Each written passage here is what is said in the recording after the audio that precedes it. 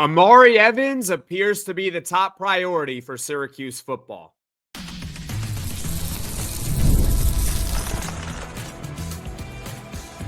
You are Locked On Syracuse, your daily podcast on the Syracuse Orange. Part of the Locked On Podcast Network, your team every day.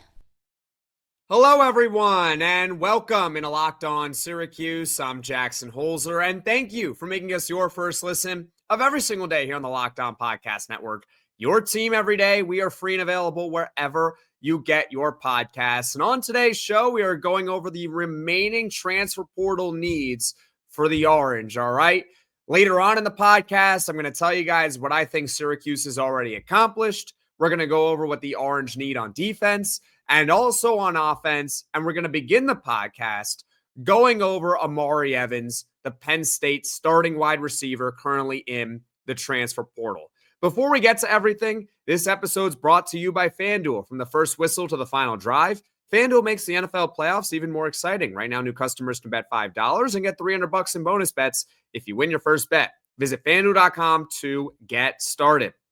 So Omari Evans from Penn State right now not only appears to be the top priority for the Orange in the transfer portal, he's also the only player that I have seen so far that the Orange have been publicly connected to right now in the portal. They are being very, very tight-lipped.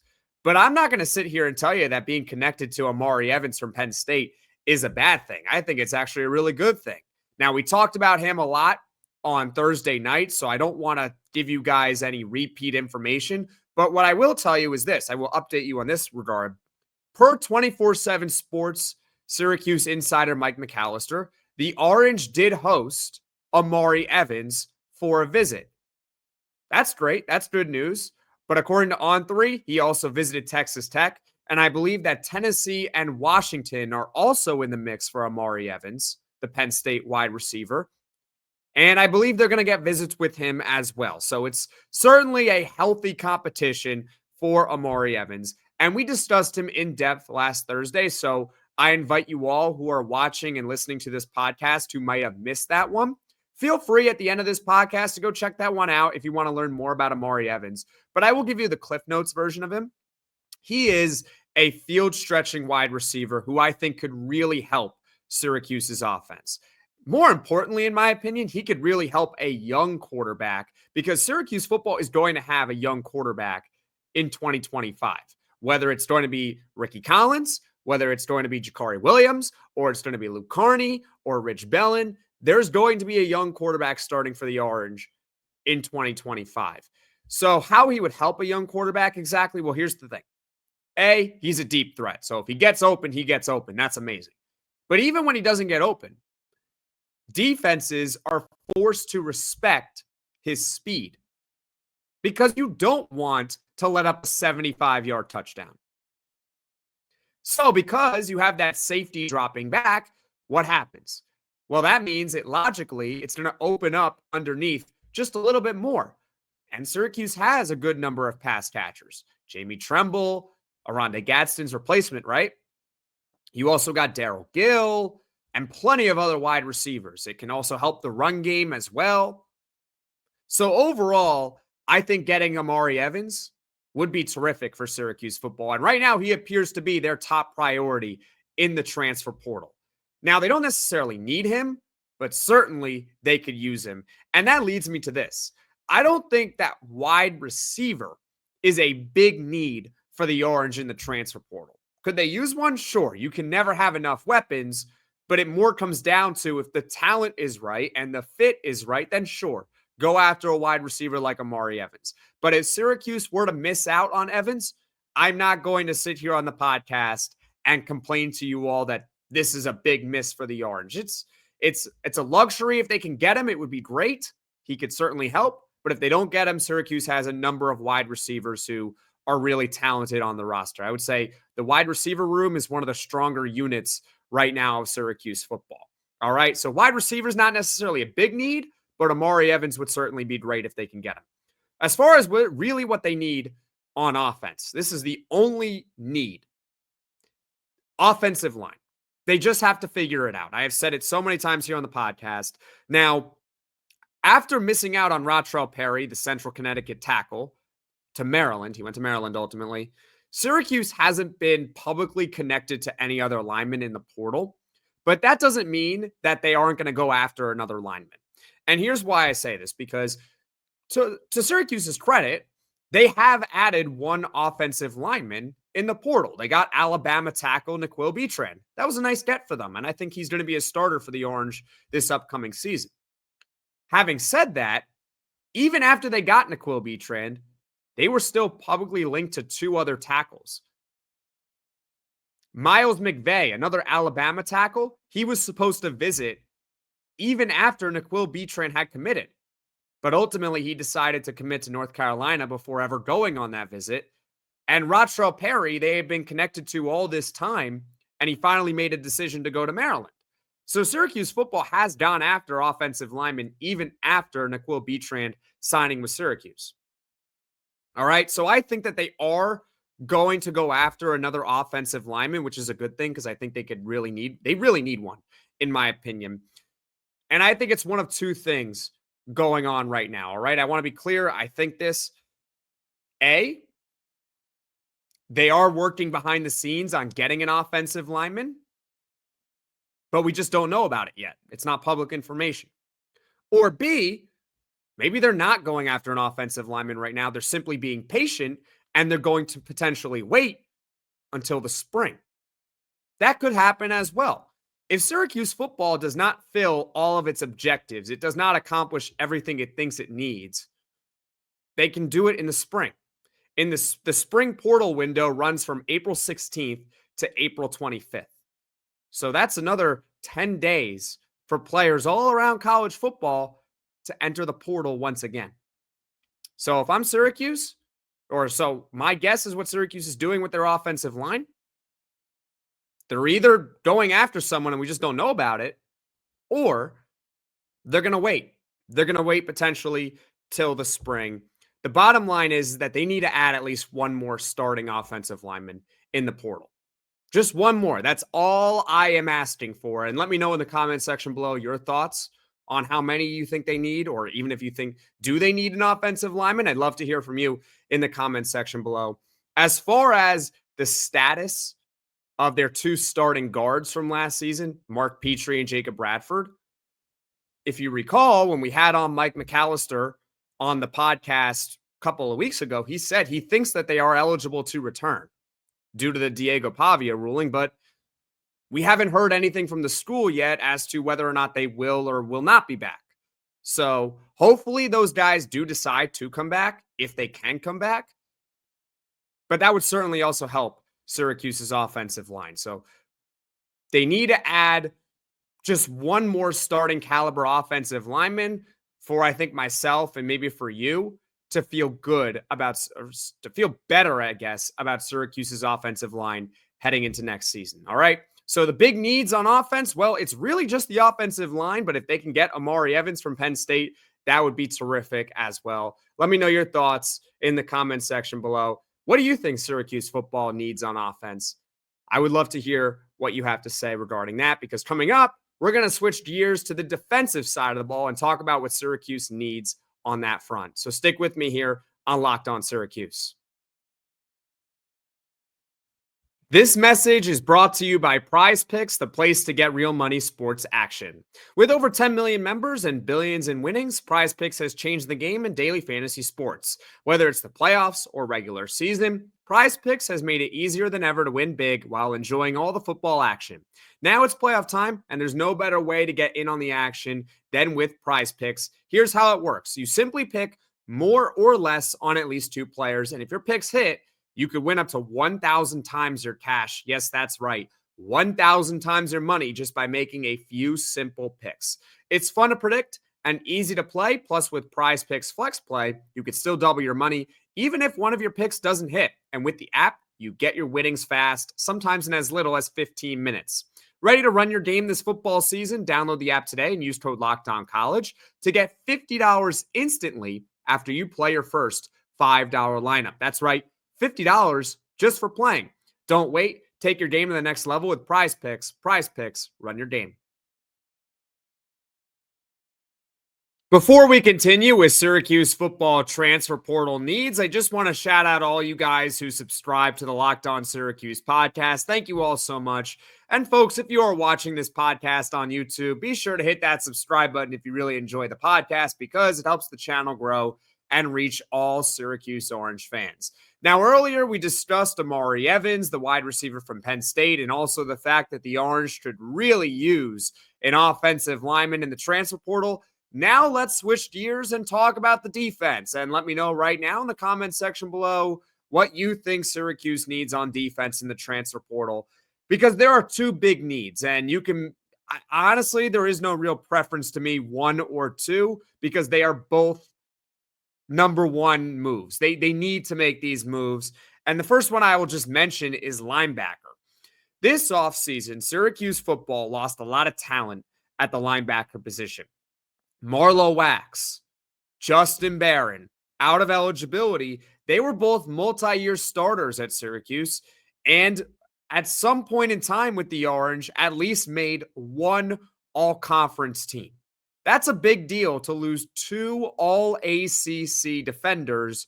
Both of them played linebacker this past season, and I'm really talking about Justin Barron there because he was originally a safety, but they moved him to linebacker this season, and he did a nice job there. So that's a lot of talent that Syracuse is losing this offseason. Now, in the portal, Syracuse did make one addition to its linebacking unit, and that is Fran Brown Jr. That's right. Fran Brown's son is now a member of Syracuse and happens to play linebacker, but I think we can all agree that it's not enough just to add Fran Brown Jr. As of right now, the starters at linebacker, if Syracuse were to do a 4-2-5 once again, they're Derek McDonald and James Hurd. Now, the good news with Derek McDonald and James Hurd is this.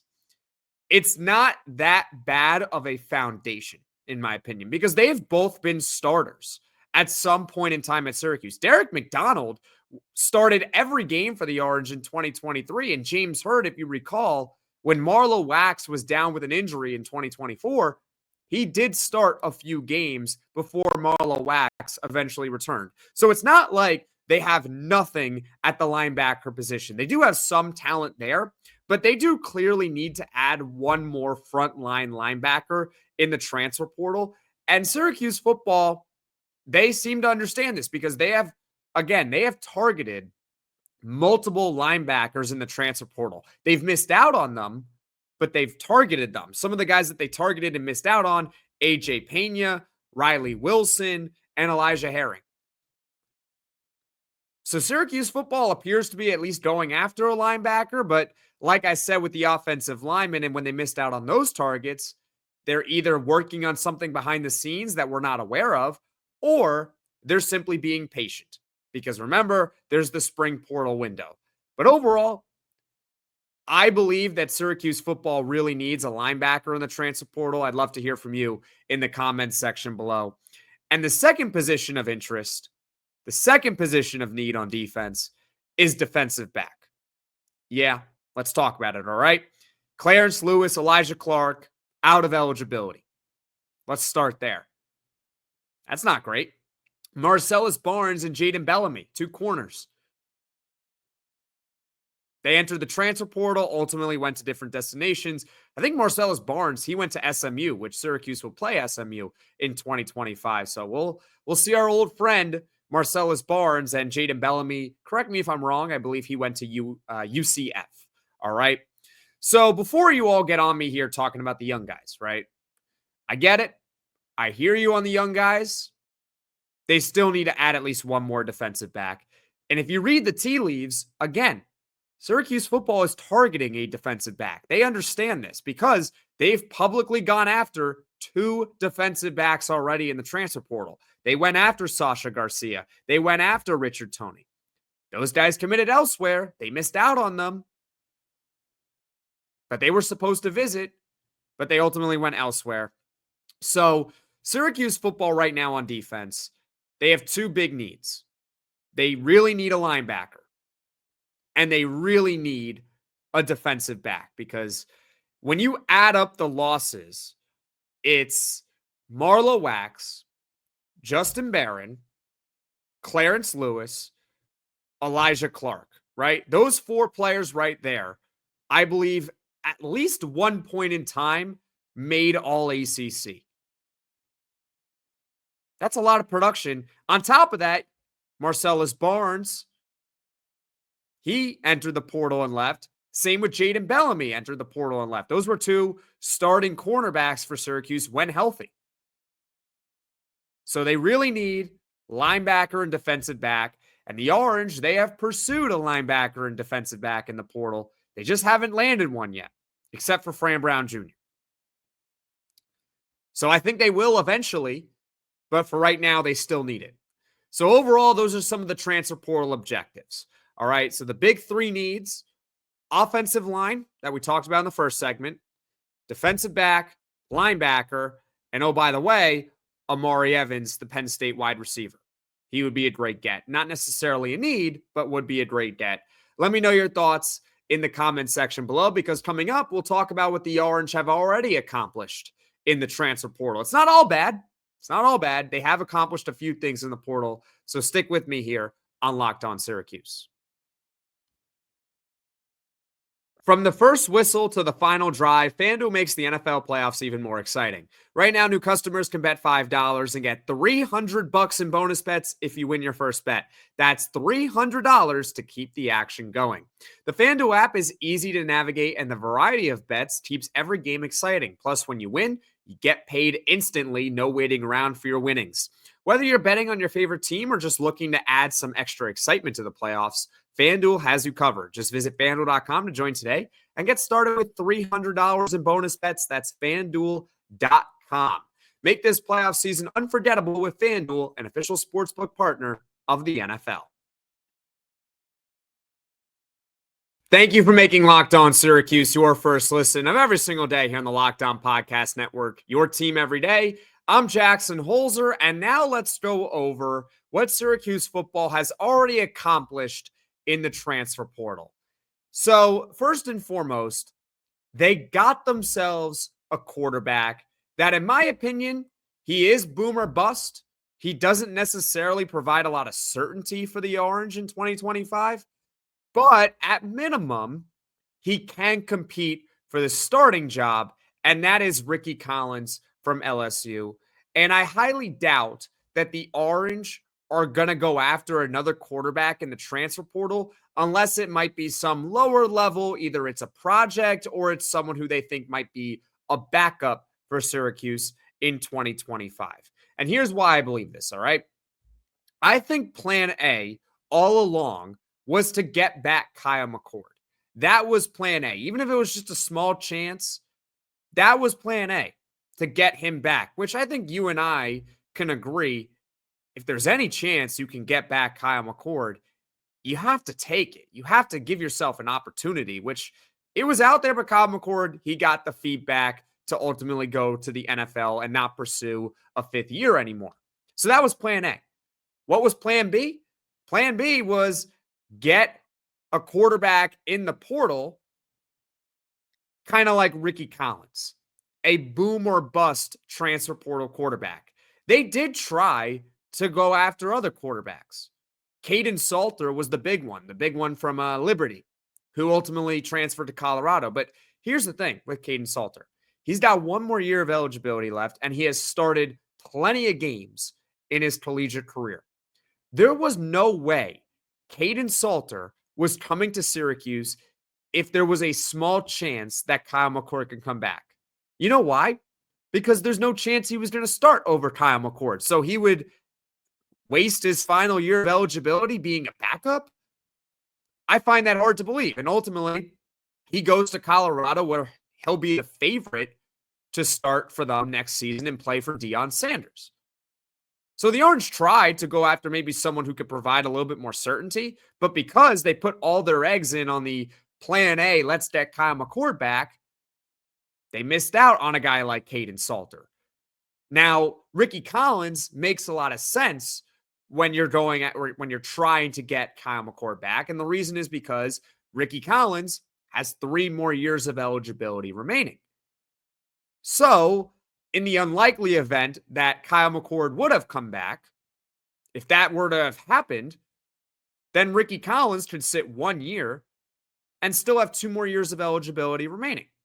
Makes a lot of sense, right? But also, think about it this way. Let's say Kyle McCord did come back.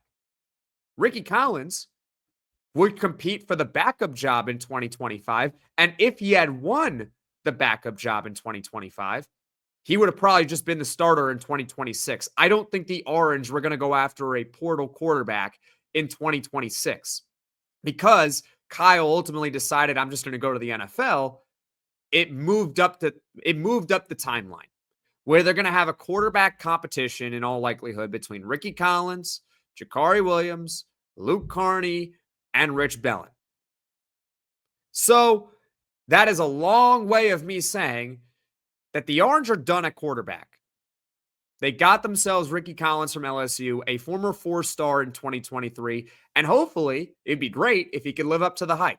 And certainly throughout the entire offseason, we will have plenty of coverage on Ricky Collins as well as all of Syracuse's potential starting quarterbacks in 2025. All right. The next thing that Syracuse did a nice job of accomplishing was the defensive line. It was, I would say, a medium-ish need for the Orange heading into the offseason. And they got Chris Thomas from Marshall. Chris Thomas is not someone who is going to wow you with his sack numbers. And that's because he is an interior, run-stuffing defensive lineman. The Orange were one of the worst teams in the ACC at stopping the run in 2024. It wasn't necessarily all on the defensive line, but the defensive line certainly played a part of it. So a guy like Chris Thomas from Marshall, who's got plenty of experience, I think was a nice add for the Orange in the transfer portal. And now if you look at their defensive line rotation, it actually looks pretty solid. You got Chris Thomas, as I just mentioned, but you also got Murad Watson, you got Rashard Perry, you got Dennis Jacquez, you got King Joseph Edwards, and there's others that I am leaving out there, but that's the point, right? There's a little bit more defensive line beef now in the system. So overall, the Orange have done a nice job, or at least have accomplished, getting a quarterback in the transfer portal. They needed one with or without Kyle McCord coming back, and they got a defensive lineman. And so now it's all about what they need, which we talked about earlier in the podcast, figuring out the offensive line, figuring out the defensive back, and figuring out the linebacker. Those are the 3 big needs for the Orange. And of course, Omari Evans from Penn State. I'd love to hear from you in the comments section below, the big needs for Syracuse football in the transfer portal. So please let me know in the comment section below. As far as what is coming up on the podcast in the future, tomorrow I think I will upload 2 podcasts, a mini podcast and a full podcast. All right. The full podcast, it will be about Syracuse football in all likelihood. Sound good? The mini podcast, I think we should have a conversation about what's going on with Donnie Freeman. Donnie Freeman has been day-to-day now for over 2 weeks. So we'll talk about what's going on with him, and hopefully he can return and really what he provides Syracuse if and when he does return. So that's what I have planned coming up on the podcast in the future. If you have any ideas, feel free to let me know in the comments section below. And who knows, maybe I will use it for a future episode. Who knows, right? That's not me saying I have a lack of content. That's me saying, hey, if there's an episode that you want to see, maybe I'll do it. So let me know in the comment section below. Also, the Poll Friday question is out for this week. You can check it out on Twitter at @LO_Syracuse. And on YouTube in the community section of Locked On Syracuse. The question for this week is very simple. It's your early thoughts. Give me your early win prediction for Syracuse football in 2025. That's right. I just want to hear your early thoughts, where your head is at with Syracuse football. Thank you for making Locked On Syracuse your first listen today. And for your second listen, you could check out the Locked On ACC podcast. Alex Dono and Kenton Gibbs, they keep it real and bring you the truth about where your favorite ACC team stands within the conference. You can find Locked On ACC on YouTube or wherever you get your podcasts. Folks, thank you all so much for watching. Thank you all so much for listening. If you like this podcast, be sure to hit that like button. And if you really like it, hit that subscribe button and tell 1 or 2 of your closest Syracuse friends so that they can check out the Locked On Syracuse podcast It helps the channel grow, and I really appreciate it. So thank you all so much, and I will see you again soon.